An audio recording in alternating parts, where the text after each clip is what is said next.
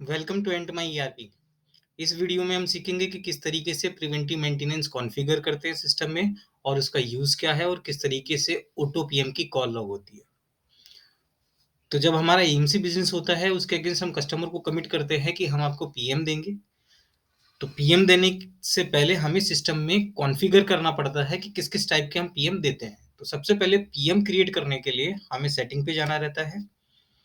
Setting पे click करने के बाद में मास्टर के अंदर सर्विस पे जाना रहता है।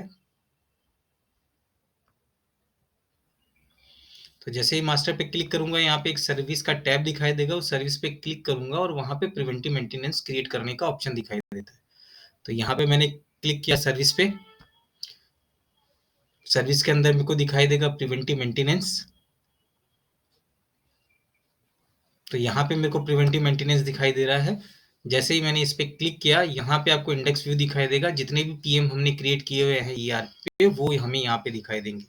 सेकंड दूसरा ऑप्शन है कि अगर हमें इतना लेंथी प्रोसेस नहीं करना है तो कंट्रोल स्पेस करके मैं प्रिवेंटिव मेंटेनेंस सर्च कर सकता हूँ। जैसे मैंने कंट्रोल स्पेस किया यहाँ पे प्रिवेंटिव मेंटेनेंस आ गया। तो जैसे प्रिवेंटिव मेंटेनेंस को मैं सेलेक्ट करूंगा डायरेक्टली इस इंडेक्स व्यू पे वो लैंड करेगा जहां पे हम प्रिवेंटिव मेंटेनेंस क्रिएट कर सकते हैं। सो क्रिएट करने के लिए राइट हैंड साइड में प्लस का आइकन है जिसपे मैं क्लिक करके प्रिवेंटिव मेंटेनेंस क्रिएट कर सकता हूँ। तो जैसे मैंने यहाँ पे प्लस पे क्लिक किया यहाँ पे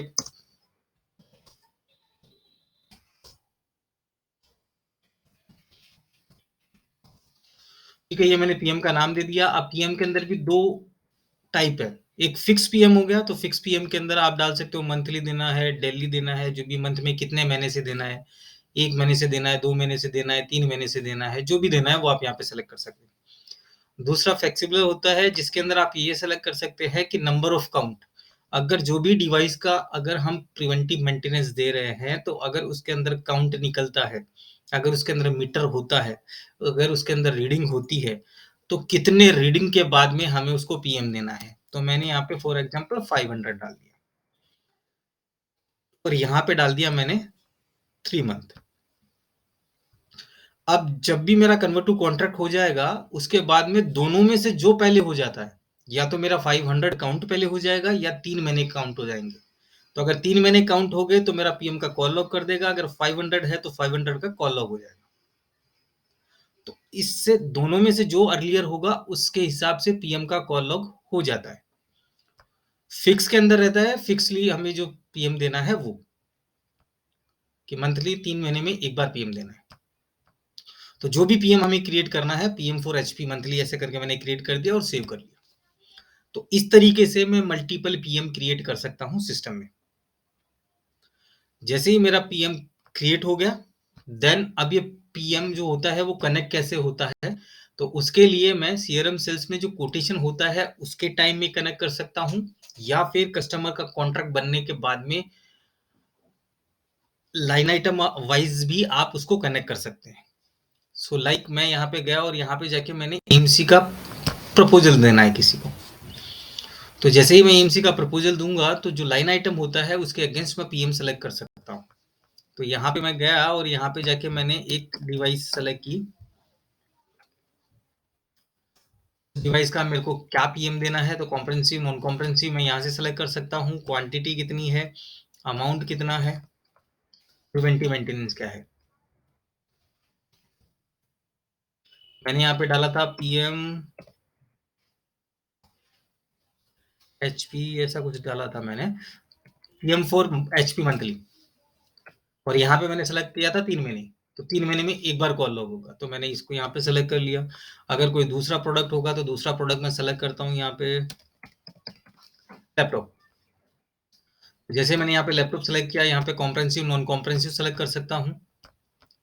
क्वांटिटी सेलेक्ट कर ली मैंने, अमाउंट सेलेक्ट कर लिया और यहाँ पे मैंने डाला कि मेरे को पीएम फॉर 3 मंथ में एक बार पीएम देना है। इस तरीके से लाइन आइटम वाइज मैं मल्टीपल पीएम कनेक्ट कर सकता हूँ।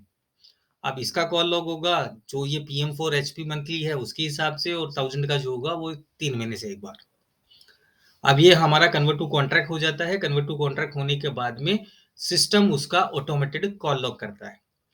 अब हमें कैसे पता चलेगा किसका कॉल कब लॉग होने वाला है? तो यहाँ पे सर्विस के अंदर एक रिपोर्ट्स है, रिपोर्ट्स के अंदर आप देख सकते हो टाइम बेस्ड पीएम। तो यहाँ पे फ्यूचर पीएम रिपोर्ट के अंदर आप देख सकते हैं,